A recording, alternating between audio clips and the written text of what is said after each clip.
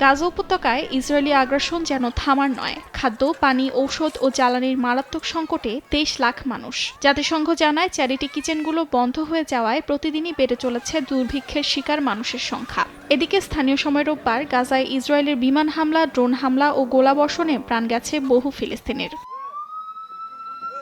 গেল 70 দিনে ৩৯,০০০ ত্রাণবাহী ট্রাক আটকে রেখেছে ইসরায়েল। বন্ধ হয়ে গেছে সব বেকারি। গাজা স্বাস্থ্য মন্ত্রণালয় জানায়, খাদ্যাভাব ও অপুষ্টিজনিত কারণে মৃত্যুর ঝুঁকিতে রয়েছে ৬৫,০০০ শিশু। জাতিসংঘ বলছে, সামরিক অঞ্চল বানিয়ে ত্রাণ বিতরণ ব্যবস্থা নিয়ন্ত্রণে নেয়া মানবিক নীতিমালার লঙ্ঘন। এদিকে ফিলিস্তিনের শরণার্থীদের জন্য জাতিসংঘের সংস্থা সতর্ক করে বলে, অবরোধ যত দীর্ঘ হবে, ফিলিস্তিনের অপরিবর্তনীয় ক্ষতি হবে তত বেশি।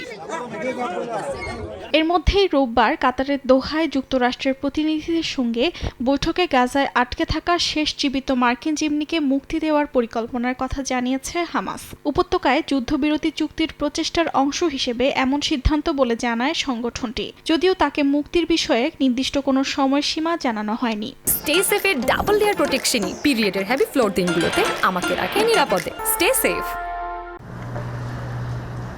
এদিকে একই দিন ইয়েমেনের হাউথি নিয়ন্ত্রিত হোদেইদা বন্দর এলাকায় একাধিক হামলা চালায় ইসরায়েলি যুদ্ধ বিমান। তেল আবিবের বেন গুরিয়ন বিমানবন্দরে হাউথি ড্রোন হামলার জবাব হিসেবেই এই অভিযান বলে জানায় দেশটির সেনাবাহিনী। অর্জিতা সোহেজিন, সময় সংবাদ।